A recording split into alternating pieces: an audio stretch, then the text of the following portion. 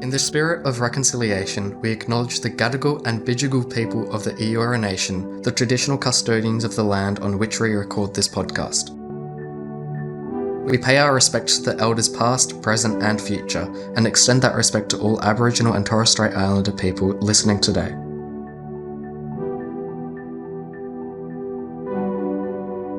Do you have a chronic health condition and/or a disability? Or do you support someone living with a chronic health condition or disability? Hi, I'm Joel. And I'm Lani, and we're Imperfectly Human. Welcome to Chronic Conundrums, a podcast from the Sydney Children's Hospitals Network, all about our chronically chaotic lives.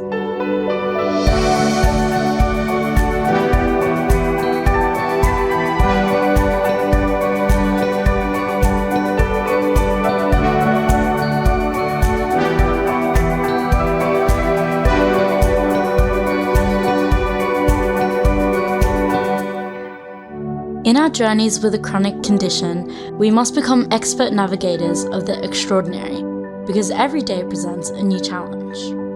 We're here to tell you what to gain from those aches and pains, because we're more than just patients, surgeries, and prescriptions. We're people too. When you have a chronic condition, health crises can arise. From time to time, you may need a little help from the hospital. This episode, we're scaling the highs and lows of hospitalisations. Health crises accompany some chronic conditions. When a flare-up becomes unbearable and your body begins to break down, you may need a little help from the hospital. Have you ever been hospitalised due to your chronic illness, or what was that experience like? Well, I was hospitalised at the start of my diagnosis. Oh, yeah. So when they were just trying to figure out what's happening with my body, what's my lupus affecting, and how can we prepare for the future. So Sure. I had a kidney biopsy, and after my kidney biopsy, I had to lie down for about 8 hours, I think.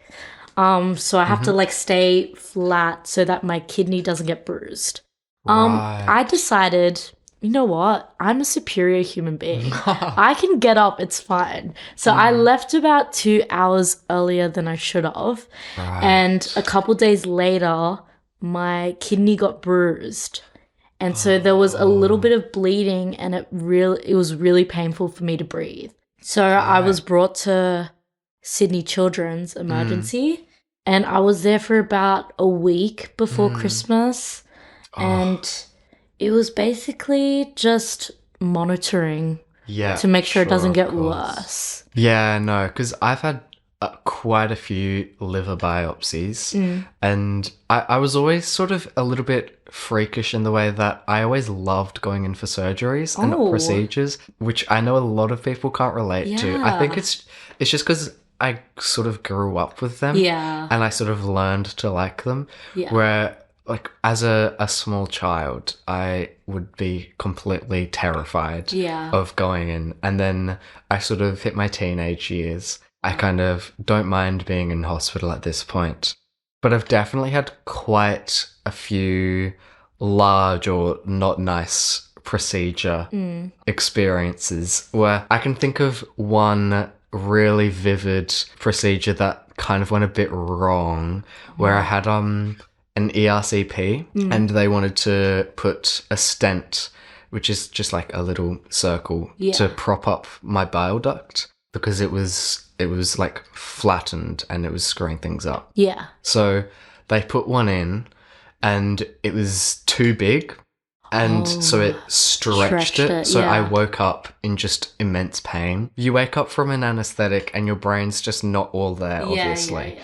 But I just had sort of no grace period, and just woke up in pain and didn't know what to do or why it was happening. Oh my God. And they maxed out my legal amount of fentanyl, and I don't know how it calmed down, because I was so out of it because of the anesthetic, and then the maximum amount of fentanyl that you're allowed to have, which obviously also just sends you away. Yeah.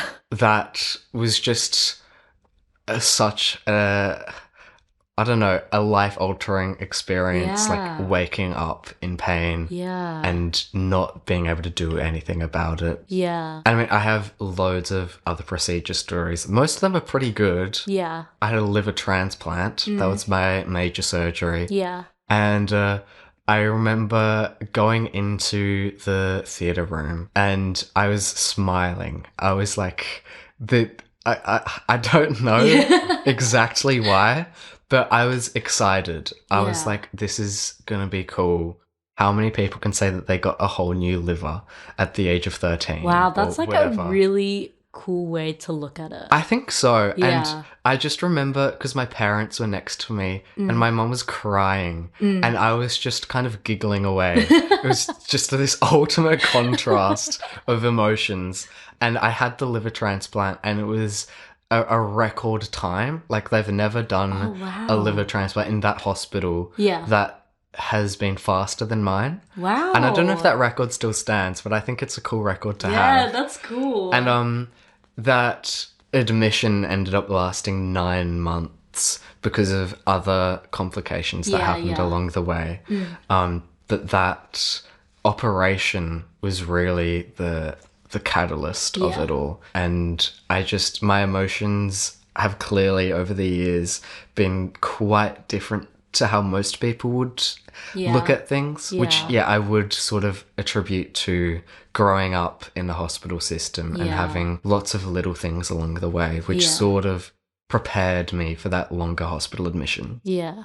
I just remember this one time having the laughing gas and I hated the way it made me feel, like completely off my head. Like there's echoes everywhere. And I remember just saying, oh, I don't like it. I don't like it. And then obviously it's going to put me to sleep anyway. Yeah. But I've just always preferred the drip. And so whenever, the anaesthetist will go, oh, is there anything we need to know? I go, yeah, I want the drip, not the laughing gas because I don't like it. Which I think is important for people to know that you can ask for a preference. At least when you're little, you don't really think you have a choice. You just give yourself to them. Yeah. And then you have to do whatever. Yeah, which is such a thing about being a youth is that it feels like you're less in control of your own healthcare. Yeah. Where oftentimes it's the mums signing consent forms and then you don't exactly feel like you have a say in that many things, and you don't know what you can ask and what people can actually do for you, and you don't know what people can do for you unless you ask. So I guess it's getting over that feeling of feeling like you can't ask because it's not your place. That really sort of helps you feel more comfortable in your healthcare, I think. At least in my experience, the surgeons are really nice. You have really nice anaesthetists working with you. I guess you don't see the surgeons too often. Because most of the time you're asleep, I guess. But the people working in pediatric care are like working with children, They're there for you and they want the best for you. So I think knowing that these people who are operating you are also humans and they have emotions, and keeping that in mind really just helps you uplift yourself and be more involved in your own healthcare. And more open to being like a part of that process. Yeah, exactly. So being part of the process is so important, I think. Whether it means testing, inpatient treatment, or surgery, admission can be a scary time as we grapple with anxieties and uncertainties around our condition. The sterile nature of hospital wards can be very scary and uncomfortable for inpatients. It can be loud, mentally challenging, and not the most private location. Joel, do your experiences mirror this description? For sure. I think from my experience in hospital, it is not private, You can draw a curtain. That's how you get your privacy. That's the best you get. Also, people's families as well. You see them come in and they're running around. They don't know what to do. They're like, oh yeah, no, we hate hospitals. We try to avoid them at all costs. That's just how we are. So for loads of people, myself included, it's never too comfortable of an experience to be spending time in your hospital. It kind of, I feel like, definitely can drive you mad a little bit in some sort of way. I remember when I had to stay in hospital for like a week, my family, because we live about an hour away from Randwick, Yeah. and that's where I was staying. And I'm like in a big family, so I'm one of like 7 of us. So there was one time where we wanted to have a family dinner. And so they came, and obviously when you're in this like little space, you've got your bed and that's it. Yeah. So I met them like down like where the entrance was. Oh, yeah. And we just ordered Macca's and we were just eating it there. Classic. Because we couldn't even like fit into the room, let Yeah. alone be allowed. Like it just wasn't a nice homey environment. Yeah, no. It's not normal to be sitting in a bed for like 72 hours Yeah. straight. How do we face our fears and let ourselves recover? What have nurses, doctors, and other health professionals done to make you feel safe and cared for? Knowing that people want to help you, I think was such a big thing in helping myself feel cared for. Yeah. I remember playing Uno with 2 of the nurses on a night shift. Oh my goodness. Which was very fun because someone told me, oh, you can come to the nurse's desk and hang out there at night if you want to. And, there'd be all sorts of little things I'd learn about different people that just humanized them, like I said. Yeah. And that really just helped me feel a lot more secure in my environment. And the hospital environment, I think, is sometimes hard for people to actually feel safe, which is counterintuitive because it's probably the safest place to be. So yeah, I think definitely that point of getting to know people and realizing that other people want to get to know you too just gives yourself that sense of security. Yeah, I feel like you get in such a habit of like trying to separate yourself from like your doctors and your nurses. I feel like it's so important to like reach out because it helps them when they know you as well. For sure. Like it goes both ways. It makes you feel safer. It also helps them know how best to help you. Yeah. A big thing about my condition, especially when I was in hospital, is trying to figure out when I wasn't feeling well. Yeah. And that's been an ongoing thing where I need to sort of sit and think, oh, I don't know if I'm feeling very well, or maybe it's just anxiety, I'm not sure. And then, I remember one night I was I was sitting in a weird position where I was like head on my lap, that kind of thing, like holding my calves. Yeah. And a nurse came in. It's like, hey, are you feeling all right? And said, oh, I don't really know. I wasn't really sure what I was doing just then. I just found myself in that position. Yeah. And she was like, so how do you think you're feeling?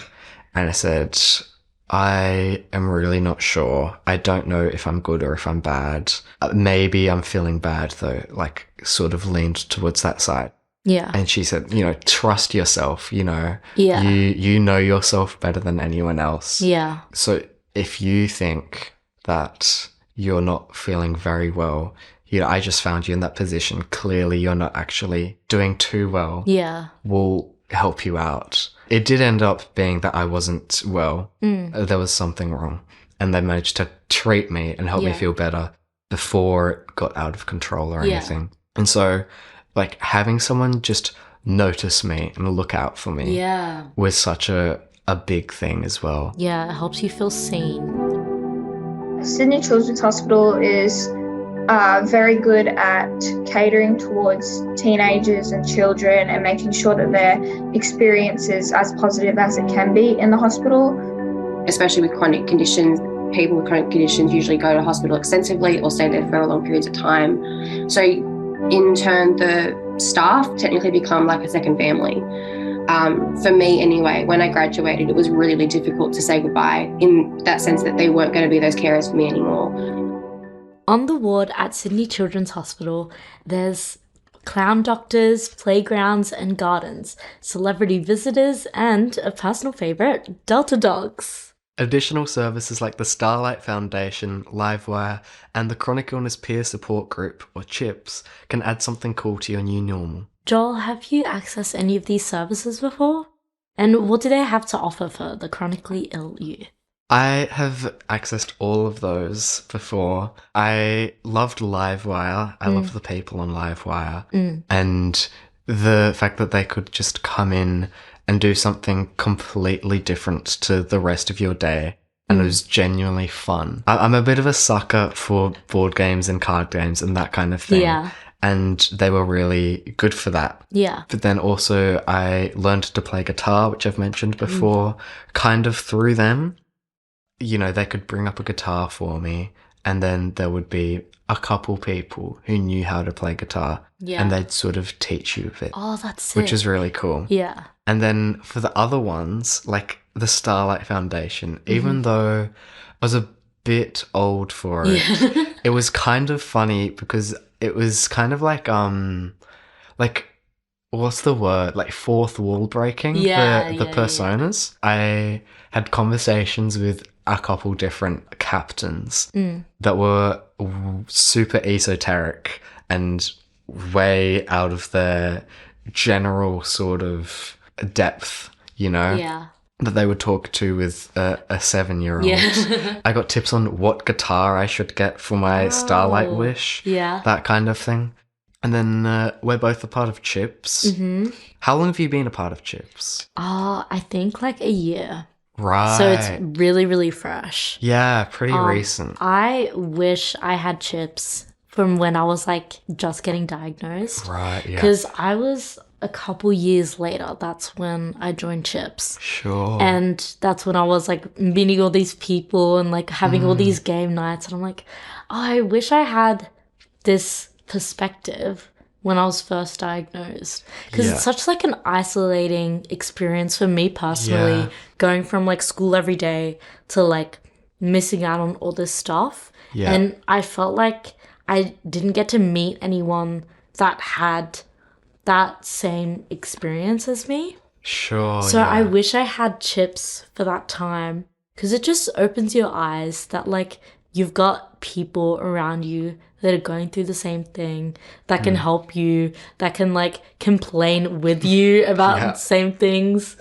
I think CHIPS is really good. People having those shared experiences that you were sort of under the impression that it was just a you thing. Yeah, yeah. I think that sort of definitely opened your eyes. Yeah. Or opened my eyes as well. There are people who can relate to you. Yeah. And you can talk to stuff about things you thought were super deeply personal, but they've had the same experience. Yeah. And it's so nice being able to talk about some stuff with people who actually understand. Yeah. So don't forget that there are others in the ward going through very similar experiences, and make sure to say hello to your neighbour because they could become a friend. I've had loads of experiences with roommates who are really nice, and I've made friends with people who living in the hospital, that kind of thing. Yeah, and that makes it better. For sure. You're brought with... Yeah. I've made a bunch of friends in hospital, which is really cool that I can say that. Yeah. And I've had roommates that are really friendly and we get to know each other. But I mean, that being said, I've had roommates who are a baby and then their mum is the one in the room and they're just really lovely. Yeah. They're really nice. Yeah. I shared a room with someone for a month or maybe 2 months, and then they got discharged. Yeah. And then the mum came over and gave me like this basket of like condiments for my food and my like goodness. little chocolates and stuff. Oh, that's so which sweet. was so nice because the hospital food isn't Not great. it. And I just like got it and like my jaw literally dropped. I was like, are you joking? And she was like, I don't need to bring this pepper home with me. You know, I've been hoarding it for my own meals because the baby doesn't need to eat gourmet food. I can't even swallow whole foods. So it's all been just for me and I don't need to take it home, and I'd really like you to have it. Wow, So- that's a really thoughtful... For sure. as well. So I think roommates can totally shape your experience when you're in a hospital, and it's such an overlooked part of it, I think. Yeah. Where people, you know, you think about being in hospital, you don't immediately go to, oh yeah, you're actually living with another stranger. yeah. That's just not something that comes to mind. Yeah, but it's like a major part. Me and my dad would often go to the Starlight Room and play on the video game board thingo, and that was fun. And that was a very positive experience. And they also often had different companies donating gifts. Since it was around Christmas when I was there, there were lots of gifts. So there were quizzes and you got to pick out gifts for yourself. And then they brought in chefs from Woolworths, and they had a cupcake tutorial sort of thing, which was very nice to have. Even though I couldn't eat, it was still nice. And they had gingerbread materials to make gingerbread houses and things like that. And they also had a different games room within the children's ward where they had board games and things like that, which were really nice to have. And the hospital in general is pretty walkable, so it was good to get out and just walk around the ward. Thanks for listening to our discussion on hospitalisations.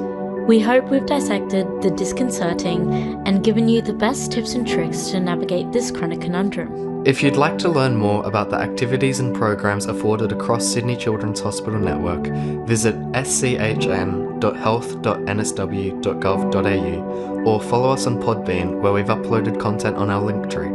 Tune in next episode as we've invited some special guests to spill the tea on shifting family routines, our siblings.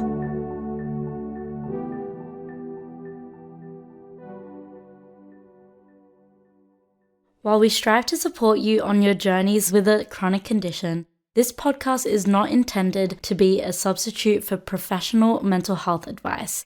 If you find any topics potentially triggering, please seek help from a local mental health professional or contact Kids Helpline on 1-800-55-1800 for 24